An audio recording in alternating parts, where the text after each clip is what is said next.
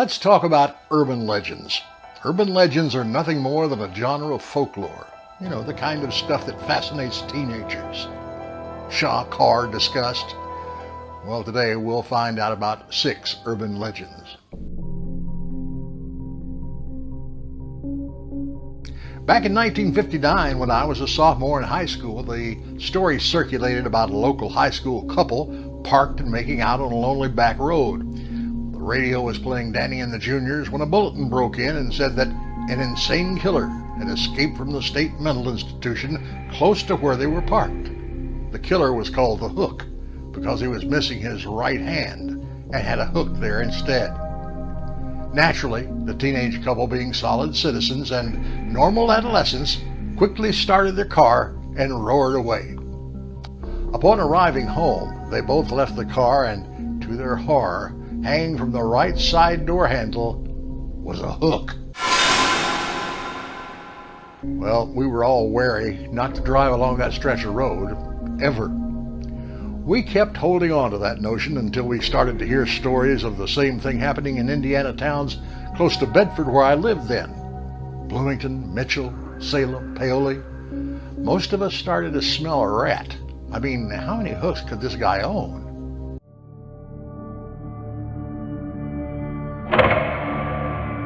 Consider the idea circulated that the U.S. had never made it to the moon. It was all cooked up so that we could outdo the Russians. Well, that's more conspiracy theory than urban legend, but like most urban legends and conspiracy theories, it just takes a little thinking to get rid of the nonsense.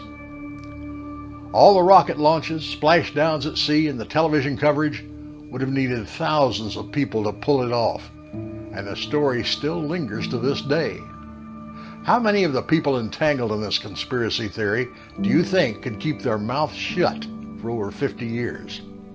As Dick Tracy used to say, non compos mentis. Now, if you aren't a student of Latin, look it up. And you can look up Dick Tracy if you don't know who he is.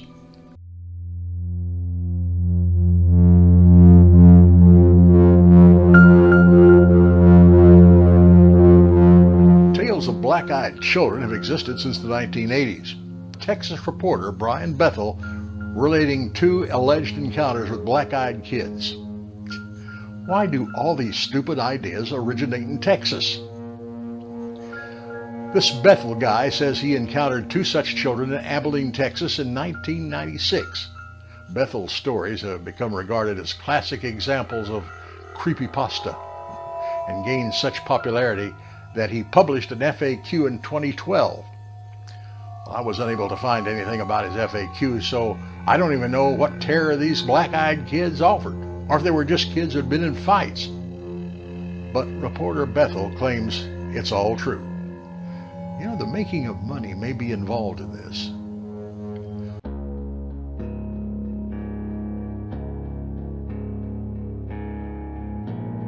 The Bunny Man is an urban legend that originated from incidents in Fairfax County, Virginia in 1970.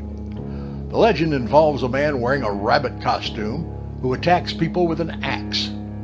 Most of the stories occur around Colchester Overpass, a Southern Railway overpass spanning Colchester Road near Clifton, Virginia, sometimes referred to as Bunnyman Bridge.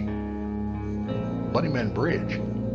That sounds like a Frankie Valli song. Walking home every day over Barnacle Bridge in Bay.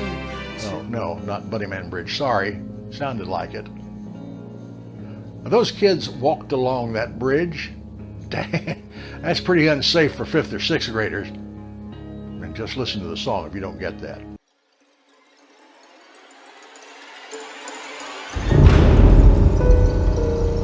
Another urban legend accuses Procter Gamble of hiding a satanic message in their old logo.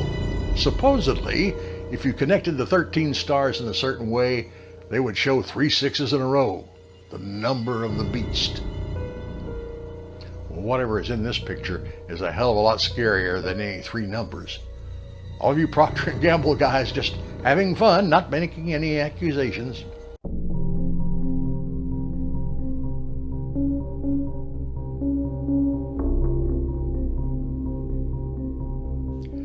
Cryptids are animals presumed by followers of the cryptozoology pseudoscientific subculture to exist on the basis of anecdotal or other evidence considered insufficient by mainstream science. Now, these folks identify entities mentioned in the folklore record and rumors. Bigfoot, the Loch Ness Monster, Chupacabra, the Jersey Devil, Mothman, and the Beast of Bodmin Moor. Now see, the Beast of Bodmin Moor is one that I just might be able to digest. This critter is alleged to be a phantom wildcat purported to live in Cornwall, England. And just last week, it was reported that the cat had been eaten by the Hound of the Baskervilles. Well, it must be true. It's all over the internet.